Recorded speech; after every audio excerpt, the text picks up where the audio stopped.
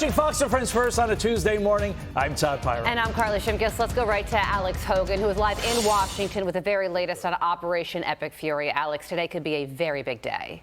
A very big day, Carly and Todd. Good morning to you. So according to Iran's state-run media, the country rejected the latest ceasefire proposal yesterday. And President Donald Trump doubled down on his warnings to Iran that this is what would happen if that deadline is missed.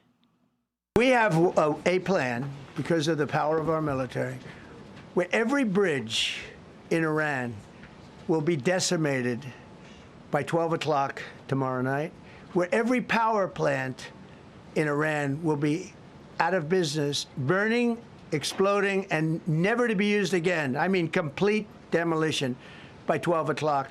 And it'll happen over a period of 4 hours if we wanted to. We don't want that to happen. Diplomatic efforts are underway. Iran's ambassador to Pakistan today said that efforts are approaching the critical stage. Iran has called for a permanent end to the war, and Iran's foreign minister is now pushing back on the urgency of today's timeline. A deadline should not cause us to give ourselves even the slightest hesitation in defending our country. Our demand is the end of the imposed war, together with assurance that this ominous cycle will not be repeated. You may ask what the guarantee is. The guarantee is that the enemy becomes regretful in such a way for its actions that it no longer has the audacity or courage to attack Iran's integrity again. While the deadline has been moved several times, the president insists this one is final and that there will be no more extensions. And it all, of course, centers around what you see right there on the screen, the Strait of Hormuz, that crucial maritime corridor. I would say it's a very big priority. We can bomb the hell out of them. We can knock them out for a loop. But to close the strait, all you need is one terrorist that somehow has a truck loaded with, because you can carry them in trucks, large trucks, a water mine, drop them in the water, and now you tell people that own ships that cost $1 billion to don't worry about the mine. You can do that even just by saying we put mines in the water.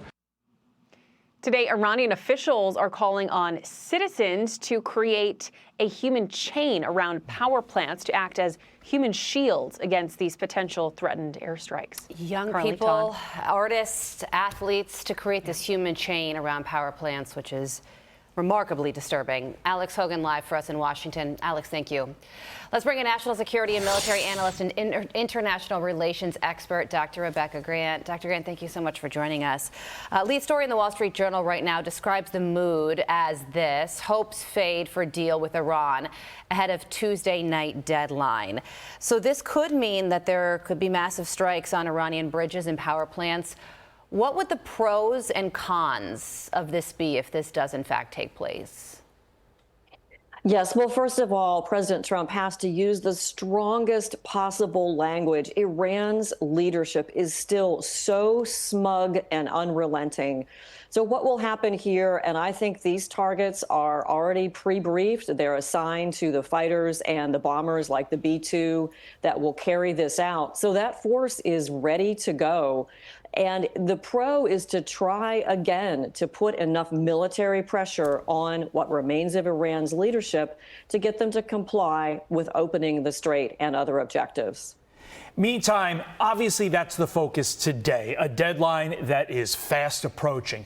But yesterday, Dr. Grant, we learned even more fascinating details of this rescue mission. We thought we knew what we knew over the weekend, but to hear the president, Pete Hegseth, and Dan Kane discuss it was something otherworldly, if you will. This was a massive undertaking, and yes, that has been discussed. We're all celebrating the extraordinary nature of it, and rightly so. But I want to focus on the speed, Dr. Grant, with which this all came together. From the moment that these pilots ejected to the ultimate rescue, what do you make of the adroitness, the speed, the clarity that our entire operation had to rescue these gentlemen? Because Central Command and our Air Force and our military have been planning for this type of rescue for years and years. You know, Carly, Todd, we picked up 2,800 airmen out of Vietnam, out of tall grass, out of karst ridges, out of the jungle. But this was the most audacious rescue in U.S. military history, the most audacious air rescue. The number of people involved, the 155 aircraft doing the rescue of the pilot and then having to go back in for the backseater. It's really a testament to the planning. And, you know, this was the worst case scenario, middle of Iran, mountainous area. But I'll tell you, our forces had been planning to do Iran operations if needed for a long time. And that pre-planning paid off in this incredible combat search and rescue.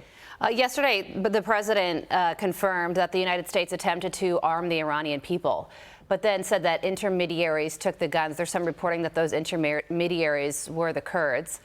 What do you think about that? Really, two pieces of information there, that the United States did attempt to arm the Iranian people amid this conflict in an effort to hopefully have them rise up and do what they could do after the United States leaves or while we're still there, and also that these weapons were taken. Well, first, you know, our president, you really learn a lot from his press conferences, and he is very transparent with the American people. He did then again say that he wants the Kurds to stand back from what is going on. And I think it shows you the fact that Operation Epic Fury, you know, we are all in and will do whatever we can to try to end up with a new day for Iran. But this is the frustration. The IRGC's hold on that country is so brutal and so powerful. And that's, frankly, why we're using what we can do best. The air campaign, Operation Epic Fury, the bombing against those strategic targets is going to be very carefully planned to minimize civilian casualties and destruction, but to really get to the heart of the IRGC power. And I think unless you take out the IRGC's grip on that country, that you just don't have a chance. You've got to take out the IRGC's grip on Iran. Let's get a little bit more into what ultimately was used. We showed the graphic before. Let's go back to it. 155 aircraft. That is a lot. Also, you had some special ops planes, you had teams. This was a massive operation. So, Rebecca, I'm wondering, what does the success of this operation inside Iran demonstrate to you about the success of a potential ground war there?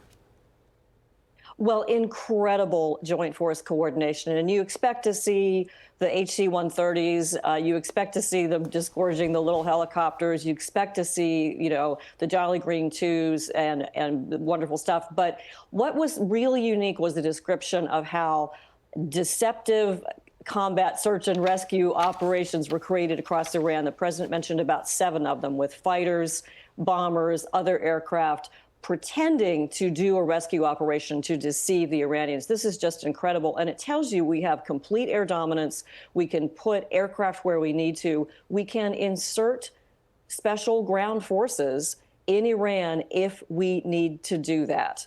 And that is a very distributed battle space. We're able to defend them from the air for a limited operation. And it just tells you that right now, all options are open as we deal with the end game in Iran. Yeah, I thought it was interesting that our reporter Mark Meredith asked the president if anybody had advised him not to greenlight this mission, this rescue mission. And he said, oh, yeah, there were people within the military who said, don't do this. This is way too risky. It's never been done before. So that does show a real level of leadership in authorizing something like this. But moving ahead, Dr. Grant, to tomorrow, NATO Secretary General Mark Rutte is going to have a big job on his hands. He's going to be meeting with the president at the White House on Wednesday to try and patch things up after several NATO countries even refused the United States to use our airspace during this conflict with Iran, and absolutely refusing to help with the Strait of Hormuz as well. Here's the president talking about his current feelings and stance on NATO. Watch this. I'm very disappointed in NATO, very. I think that NATO, I think it's a mark on NATO that will never disappear in my mind. You know, they're coming to see me on Wednesday. They're going to say, oh, we'll do this, we'll do that. Now they all of a sudden want to send things, you know. It's a good thing that the president and Mark Rutte have a good relationship, but where do you think this goes?